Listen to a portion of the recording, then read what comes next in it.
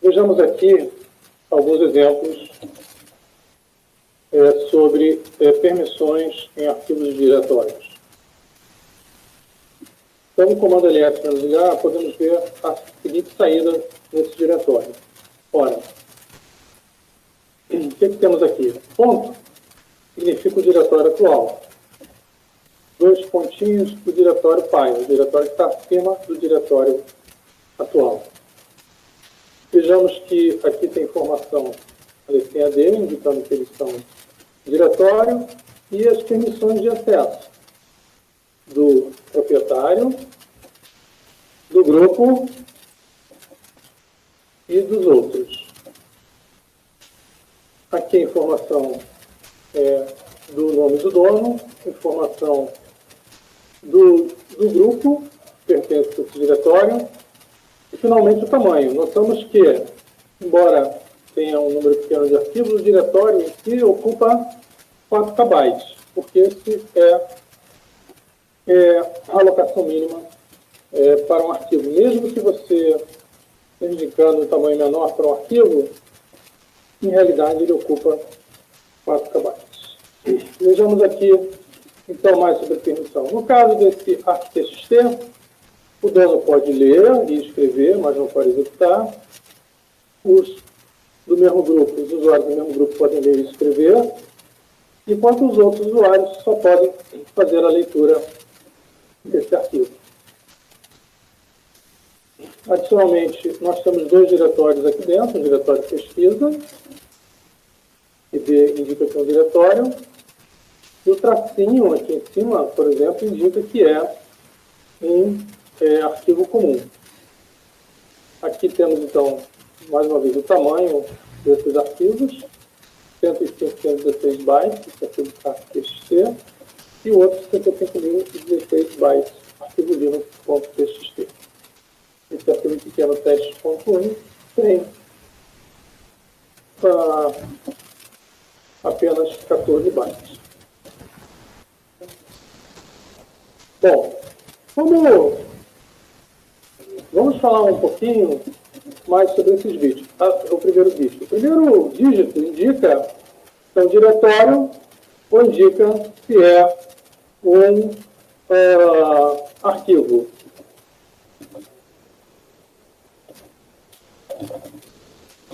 No /dev, podemos ver outros tipos de arquivos. Pode a linha C inicial indicando que é um arquivo de caractere, o L indicando que é um link simbólico, e temos ainda aqui os dispositivos de bloco. Nesse diretório não temos nenhum arquivo de pipe com BTS setado. Apenas dispositivos de bloco, alguns diretórios, arquivos comuns, dispositivos de caractere e alguns links simbólicos. Voltando ao nosso diretório,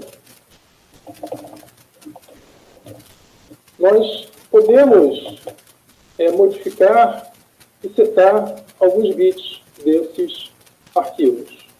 Por exemplo, chmod a mais x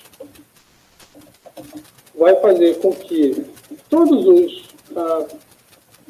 usuários possam executar o arquivo ArcTXT. Agora aqui, ele virou um arquivo que todos podem executar, a corzinha dele mudou devido à facilidade do bash, do shell, do interface shell que nós estamos utilizando. Por outro modo, eu posso também retirar essa permissão.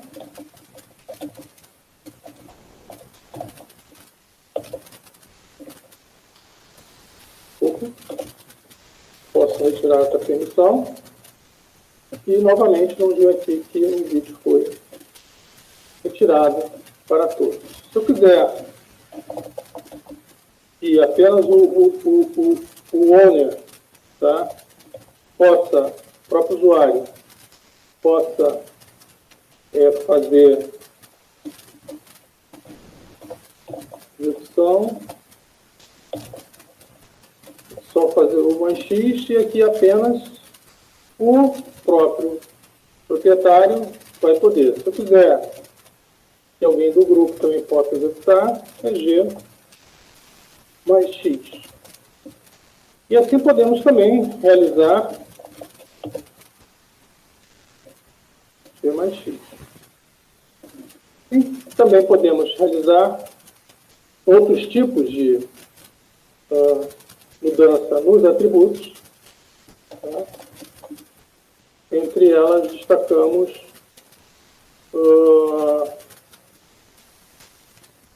a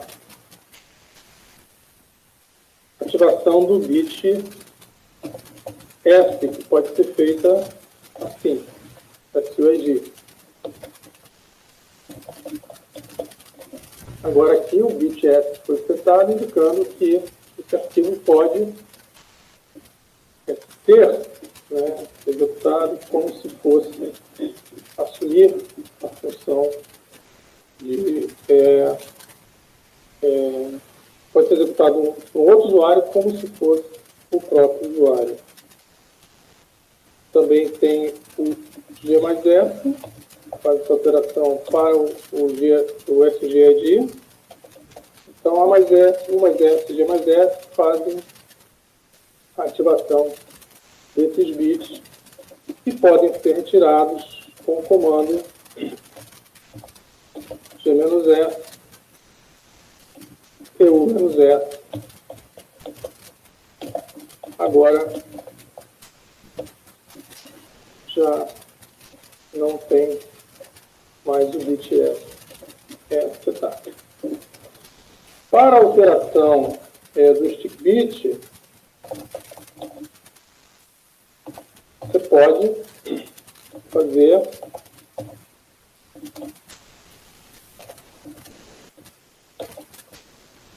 esse comando, U mais T. E agora,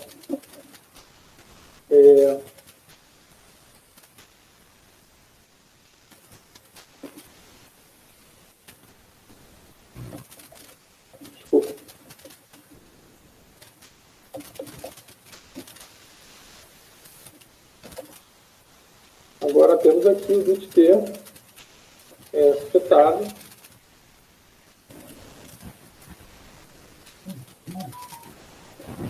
No caso, se eu fizer bit comando,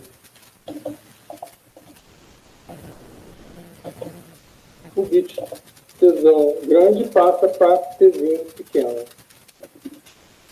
indicando que os usuários podem modificar o arquivo como se fossem o próprio dono e que ele também pode ser executado pelos outros. Então, para retirar o bit, sim, e aí voltamos à permissão do arquivo para o original.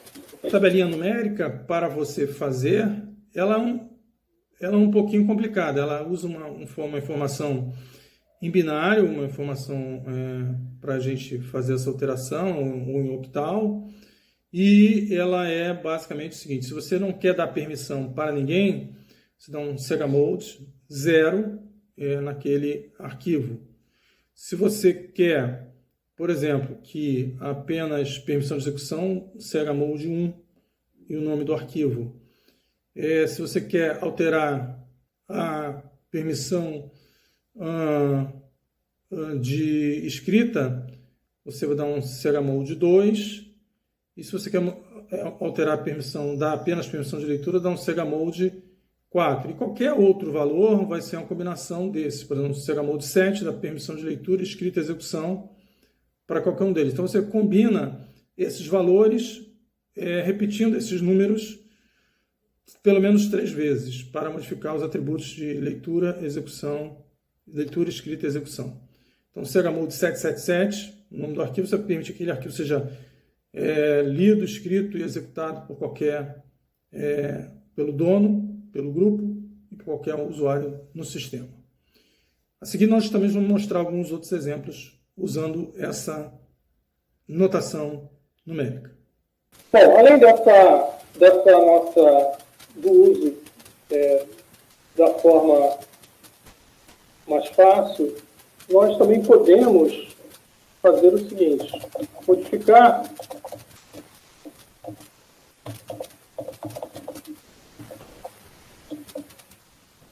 usando o modo orbital. Nessa forma, eu estou agora tirando todas as permissões de acesso a esse arquivo. Isso só poderá ser modificado, eu posso modificar do usuário, o usuário agora pode ler, escrever e executar o arquivo arc.txt.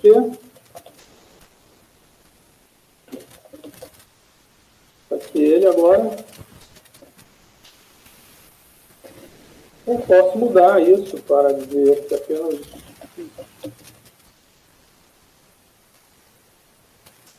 ele pode ser lido e escrito e executado apenas por outros usuários. Não faz muito sentido, mas pode ser feito também. Ou alguns números mais comuns, como meia, que é uma permissão mais utilizada, 4 mais 1, 4 mais 2, 6, 4 mais 1, 5, 4 mais 1, 5. Então, nesse caso, você seta aqui eles estão usando formato numérico também.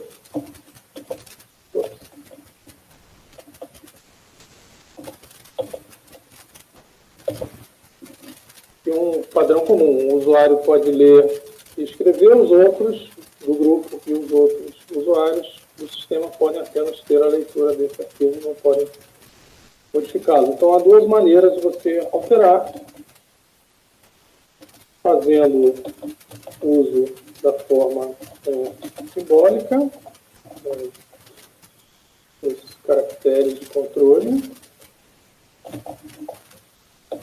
ou fazendo uso de formato numérico também. É uma alternativa para aqueles mais matemáticos. Além disso, nós temos os comandos file, para identificar o tipo de arquivo.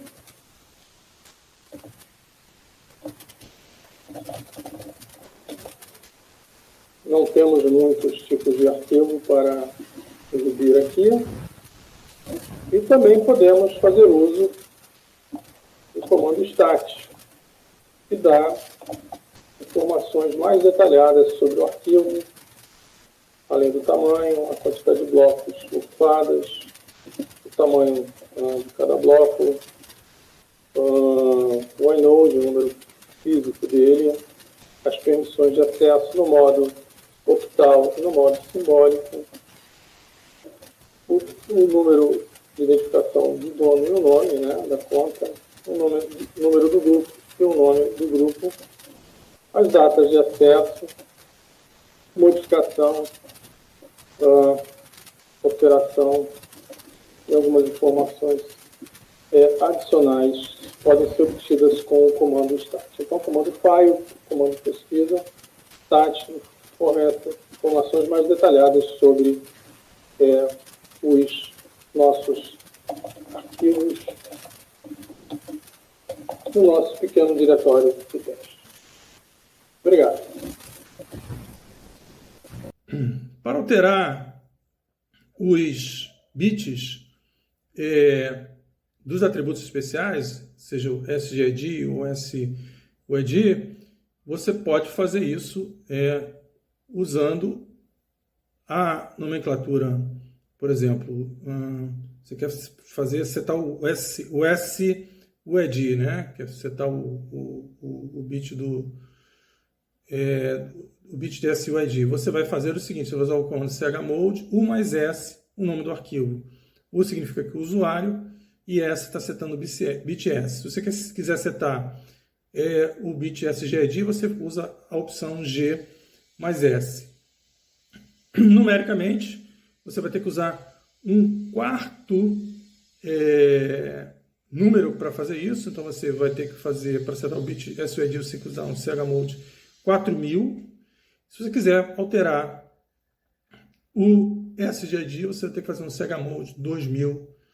Isso funciona para arquivos e diretórios. Além disso, nós temos uma máscara padrão, que pode ser utilizada e definida logo que você inicia a máquina. Essa máscara padrão ela pode ser também em binário ou octal. Ela define as permissões não autorizadas, ou seja, a forma padrão de você criar os arquivos. Então, ela é uma negação dos bits que a gente usa no CHMOD. Então, a questão do comando mask, a gente pode usar uma combinação de bits que é a negação. Então, por exemplo, se eu dou um mask igual a 000, significa dizer que meus arquivos serão criados por padrão com todas as permissões de leitura e escrita para todos os usuários. Bom, qual a importância de você usar o bit SUID e SGID? Eles são usados em alguns comandos especiais. Por exemplo, você pode perguntar como é que um usuário consegue mudar a sua senha, né? Então, isso é possível porque no programa /bin/password, vamos ver ele aqui, você vai notar que ele tem um bit de SUID e de GUID setados. Então, um programa comum não tem permissão de leitura e escrita no arquivo /etc/password, mas o comando /bin/password sim tem. E aí ele permite que você tenha acesso, faça a escrita nesse arquivo e altere a sua senha.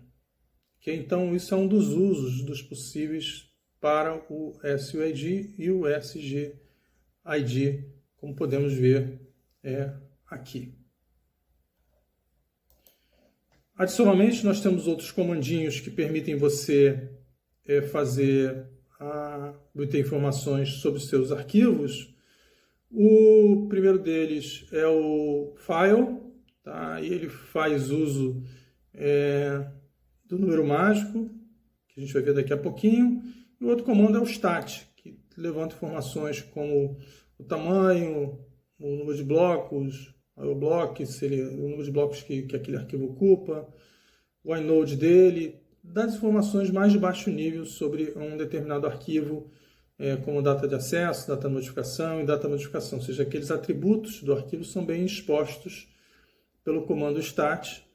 E o comando file é um comando adicional que a gente pode usar para obter informações baseadas no número mágico. O que é o número mágico? O número mágico ele é uma informação que é colocada dentro do arquivo, tá? No comecinho do arquivo normalmente, e começou como um par de bytes, hoje em dia se estende além disso, e essa informação é utilizada pelo comando file para saber o que tem naquele determinado arquivo. Então, por exemplo, arquivos de imagem como JPEG iniciam com uma string em hexadecimal FFD8FF. Os arquivos JPEG e JFF também contêm um código JFF. As imagens PNG começam com uma string, né, que é barra um caractere em hexadecimal, que está em octal, 281, depois PNG, retorno de carro, retorno de linha, 032N, que está uma string bem complicada, mas isso é usado, interpretado pelo file para definir que aquele arquivo é um arquivo de imagem, tipo PNG. E assim há vários outros tipos de strings, né, combinadas no começo de arquivo. Por exemplo, o script shell normalmente começa com uma tralha exclamação, arquivos de PostScript com % exclamação, e toda essa padronização está no arquivo, normalmente está no /user, /share, /magic, mgc, que é um arquivo que está compilado. Hoje em dia ele não dá para ser visto como texto, mas toda a informação está lá guardada sobre os vários diversos tipos de números mágicos que são utilizados para identificar os respectivos tipos de arquivo. Bom, com isso nós encerramos a nossa aulinha sobre arquivos diretórios. Nós vamos ver ainda vários comandos que podem ser utilizados para manipular arquivos diretórios. As informações mais básicas, mais essenciais que vocês necessitam saber foram colocadas aqui nessa aula sobre arquivos diretórios. Então, não percam a nossa próxima aula, tá? Que vem a seguir. Obrigado.